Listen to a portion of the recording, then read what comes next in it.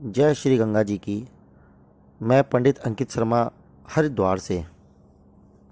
आज की वीडियो के माध्यम से हम जानेंगे कि हम पितृपक्ष पे किस विधि से श्राद्ध करके अपने पितरों को प्रसन्न करें। आइए जानते हैं पितृपक्ष पे हमें किस प्रकार से श्राद्ध विधि को अपनाना चाहिए। जैसे कि आपको मालूम है 10 सितंबर से लेके 25 सितंबर तक पितृपक्ष प्रारंभ हो चुके हैं। इन तिथियों पे हमें अपने पितरों के नाम से पितृ तर्पण श्राद्ध इत्यादि कर्म अवश्य ही करना चाहिए।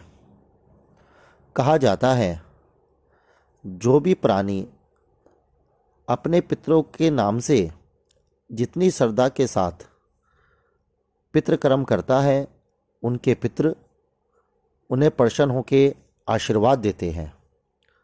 जो श्रद्धा से किया जाए वही श्राद्ध है। पितृपक्ष पर आपके जिन व्यक्ति का देहांत जिस तिथि पर होता है उनका श्राद्ध उसी तिथि पर ही करना चाहिए। जैसे कि अगर किसी का श्राद्ध प्रतिपदा के दिन हुआ है या पूर्णिमा के दिन हुआ है तो उनका श्राद्ध 10 सितंबर को होगा। किसी का द्वितीय को हुआ है, चाहे वो शुक्ल पक्ष की द्वितीया तिथि हो या कृष्ण पक्ष की, उनका श्राद्ध 11 सितंबर को होगा। तृतीया का श्राद्ध 13 सितंबर को होगा। इसी प्रकार से जिन व्यक्ति का देहांत जिस दिन होता है उसी तिथि पर उनका श्राद्ध हमें करना चाहिए। अगर हमें किसी की तिथि याद नहीं है तो हम अमावस्या पे समस्त पितरों का श्राद्ध कर्म कर सकते हैं। श्राद्ध के दिन में क्या करना चाहिए? श्राद्ध के दिन में व्यक्ति को प्रातःकाल ब्रह्म मुहूर्त में उठना चाहिए। अपनी नित्य क्रिया से निर्विघ्न होकर स्नान इत्यादि कर कर जो आप एवरीडे रूटीन की जो पूजा करते हैं भगवान की पूजा करनी चाहिए। आपके घर में पितरों की तस्वीर हंसती हुई मुस्कुराती हुई होनी चाहिए। याद रहे पितरों की तस्वीर कभी भी दीवार पे नहीं लटकानी चाहिए, वो किसी स्थान पे रखी होनी चाहिए और दक्षिण और पश्चिम की दीवार पर ही होनी चाहिए। पितरों की तस्वीर के आगे चंदन का तिलक लगाएंगे, सफ़ेद पुष्पों की माला उनको पहनाएंगे, भोग लगाएंगे, धूप बत्ती अगरबत्ती का उनको जलाएंगे उनके सामने। पितृ श्राद्ध के दिन आप अपने पितरों के नाम से बड़े ही भाव से अपने घर में पकवान इत्यादि बनाए।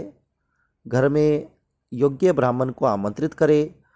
ब्राह्मण के पैर धुला के हाथ धुला के उसको आसन देकर उसको बड़े ही भाव से भोजन कराएं।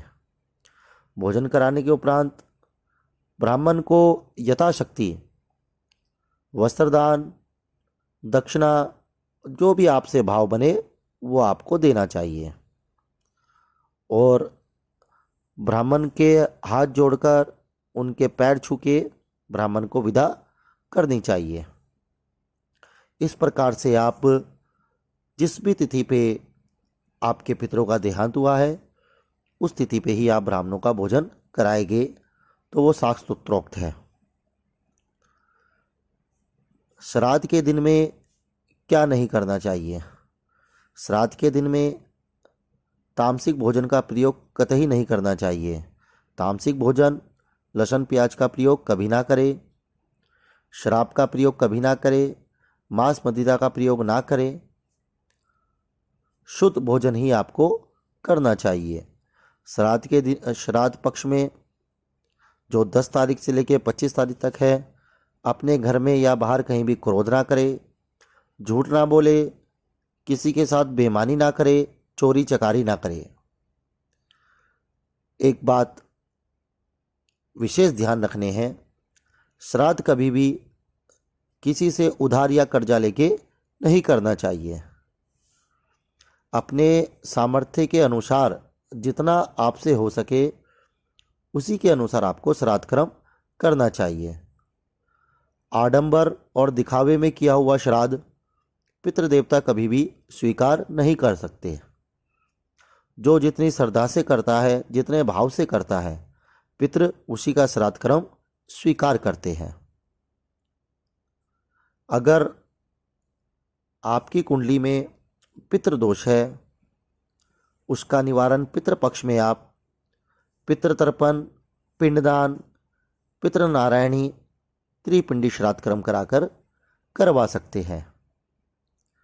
आशा करते हैं आपको जानकारी अच्छी लगी होगी। पसंद आए इस चैनल को सब्सक्राइब करें, लाइक करें, शेयर करें। और पितृपक्ष में आपको क्या करना चाहिए, आगे भी जानकारी के लिए इस चैनल को सब्सक्राइब करें। जय श्री गंगा जी की।